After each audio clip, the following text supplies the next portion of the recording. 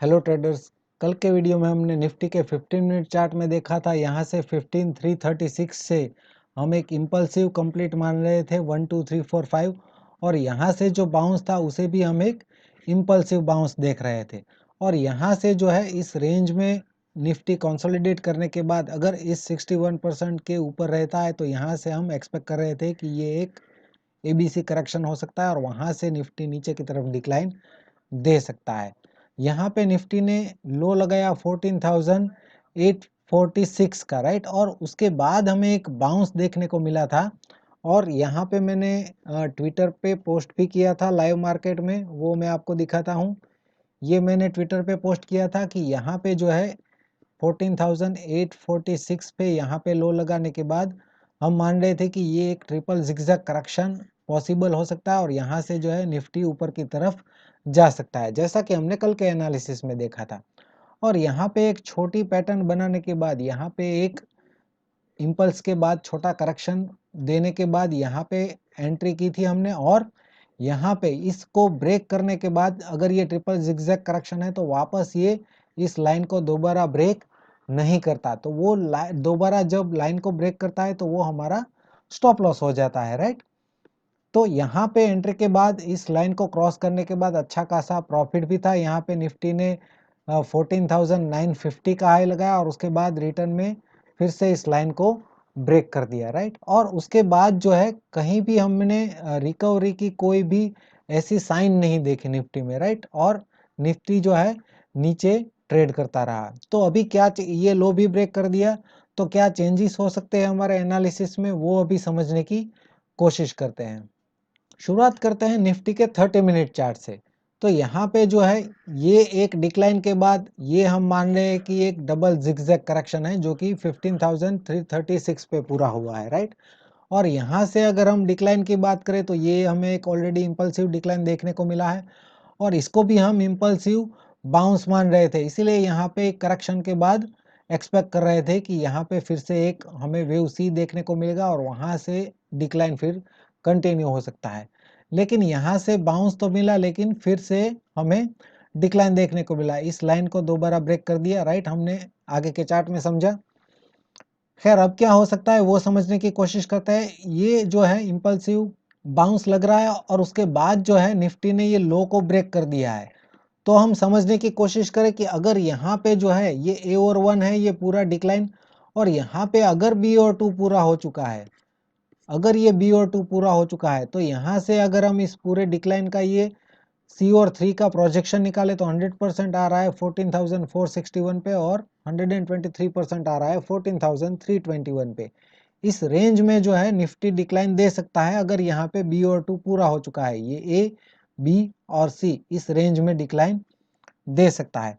Overall ये जो है प्रोजेक्शन हमने निकाले इस पूरे डिक्लाइन का निकाला है, ये जो डिक्लाइन है और ये जो बाउंस है, और यहाँ से हमने इसका प्रोजेक्शन निकाला है तो वो 100% आ रहा है 14,372 से लेके 123% आ रहा है 14,144। तो ये जो है ओवरऑल टारगेट रेंज हो सकता है। लेकिन इस सिर्फ यहाँ से अगर हम बात करें तो इसका डिक्लाइन जो है इसका 100% इस रेंज में आ रहा है, राइट।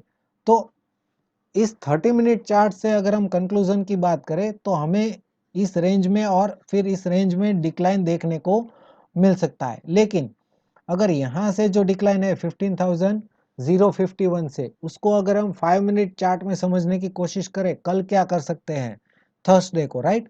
यहाँ पे निफ्टी के 5 मिनट चार्ट में देखें तो ये जो बाउंस है हम इम्पल्सिव बाउंस मान रहे थे, इसीलिए यहाँ पे करेक्शन के बाद बाउंस एक्सपेक्ट कर रहे थे, राइट। और यहाँ पे मैंने यहाँ पे एंट्री की थी, राइट, ये जो है ABC करेक्शन के बाद यहाँ पे एंट्री की थी और इस लाइन को ब्रेक करने के बाद जब इसने दोबारा ब्रेक किया तो यहाँ पे स्टॉप लॉस हिट हो जाता है, राइट। फिर यहाँ पे किसी भी जगह पे बाउंस, कन्विंसिंग बाउंस हमें देखने को नहीं मिला और यहाँ से जो है इसके नीचे निफ्टी ने लो बना दिया। तो अभी इसको अगर हम देखें यहाँ से, यहाँ पे अगर मान ले कि बी और 2 पूरा हो चुका है, राइट, तो यहाँ से जो डिक्लाइन है ये आइडेंटिफाई करना मुश्किल है, लेकिन अभी के लिए इसको हम ए और 1 मान लेते हैं क्योंकि ये जो करेक्टिव बाउंस है वो 50% तक रिट्रेस किया है इस डिक्लाइन को, राइट। तो इसीलिए हम इसको ए और 1 और बी और 2 मान रहे हैं। और यहाँ से जो डिक्लाइन की बात करें तो ये जो डिक्लाइन है वो एग्जैक्टली 123% प्रोजेक्ट हुआ है, राइट, इस रेंज में, और एग्जैक्टली 123% ये प्रोजेक्ट हुआ है। तो अगर ये ABC भी है या फिर 1 2 3 है तो हम कैसे ट्रेड प्लान कर सकते हैं? यहाँ पे 100% क्रॉस करने के बाद हमने क्या किया है, इसका रिट्रेसमेंट निकाला है। 38% आ रहा है 14,793। ये जो है इमीडिएट रेजिस्टेंस रेंज है। अगर इसके ऊपर ट्रेड करता है तो यहाँ से फिर से निफ्टी पॉजिटिव हो सकता है और हमें ये लेवल देखने को मिल सकता है। लेकिन अगर ये यहाँ पे इस रेंज में रेजिस्टेंस लेता है तो यहाँ से फिर से हमें डिक्लाइन देखने को मिल सकता है और अगले चार्ट में जो हमने टारगेट देखे थे वो टारगेट्स देखने को मिल सकते हैं। ओवरऑल अगर हम देखें तो निफ्टी यहाँ से नेगेटिव लग रहा है, लेकिन जैसा कि हमने बोला अगर इसको ब्रेक करता है ऊपर की तरफ और सस्टेन करता है तो ये जो डिक्लाइन है ये ABC डिक्लाइन होने के बाद अगर इसको ब्रेक करके ऊपर की तरफ जाता है तो ये पूरा A, B और C ये एक इरेगुलर करेक्शन हो सकता है और यहाँ से फिर से डिक्लाइन देखने को मिल सकता है।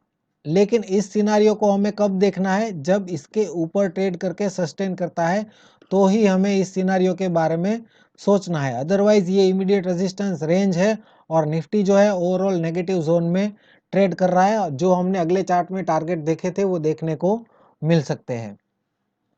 बैंक निफ्टी की अगर बात करें तो बैंक निफ्टी के डेली चार्ट से आज हम शुरुआत करेंगे। यहाँ से जो है A और 1 और B और 2 एज ए इरेगुलर करेक्शन पूरा हुआ है, इसको मैं अभी नहीं देख रहा हूँ। यहाँ पे A और 1 और B और 2 पूरा हुआ और यहाँ से जो है बाउंस स्टार्ट हुआ है वो जो है 1 2 3 4 और 5, ये एक 5 वेव मूव यहाँ पे कंप्लीट किया है 37,708 पे। तो इस पूरे बाउंस का C और 3 का अगर हम रिट्रेसमेंट निकाले तो 23% आ रहा है 33,625 पे और 38% आ रहा है 31,098 पे। तो ये जो है इमीडिएट सपोर्ट रेंज है बैंक निफ्टी के लिए। अगर इसके नीचे ट्रेड करता है 31,098 के नीचे तो एक बड़ा डिक्लाइन हम देख सकते हैं। अदरवाइज ये जो है इमीडिएट सपोर्ट रेंज हो सकता है बैंक निफ्टी के लिए। तो ये भी थोड़ी दूर की बात है। अभी के लिए जो 37,708 से जो डिक्लाइन शुरू हुआ है उसको अगर हम देखने की कोशिश करें लोअर टाइम फ्रेम में 33,708 से अगर हम डिक्लाइन देखें तो ये डिक्लाइन के बाद ये हमें एक करेक्शन देखने को मिल रहा है 36,463 पे जो पूरा हुआ है। और यहाँ से अगर हम प्रोजेक्शन निकालें इस पूरे डिक्लाइन का तो 100% आ रहा है 33,413 पे और 123% आ रहा है 32,693 पे। इस रेंज में हमें बैंक निफ्टी डिक्लाइन दे सकता है। तो यहाँ से अगर हम देखने की कोशिश करें तो ये एक इम्पल्सिव डिक्लाइन हमें देखने को मिला है।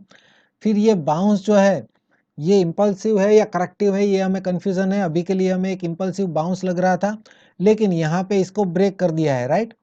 तो सेम वे जैसा हमने निफ्टी में देखा था ये अभी के लिए एक 3 वेव मूव दिखाई दे रहा है और ये भी जो है यहाँ से 123% प्रोजेक्ट किया है।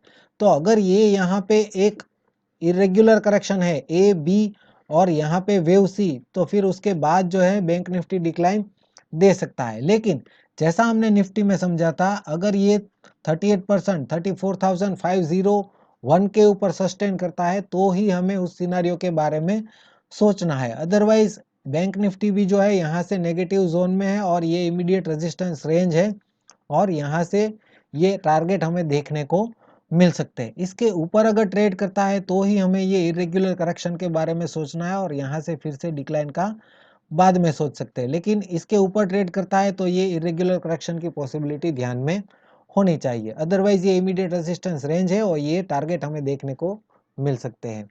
फ्रेंड्स वीडियो अगर अच्छा लगा है तो लाइक कीजिए और चैनल अब तक सब्सक्राइब नहीं किया तो यहाँ पे आपको ये जो राउंड बटन दिख रहा है उस पर क्लिक कीजिए और चैनल को सब्सक्राइब कीजिए। वीडियो देखने के लिए आपका बहुत बहुत शुक्रिया, धन्यवाद।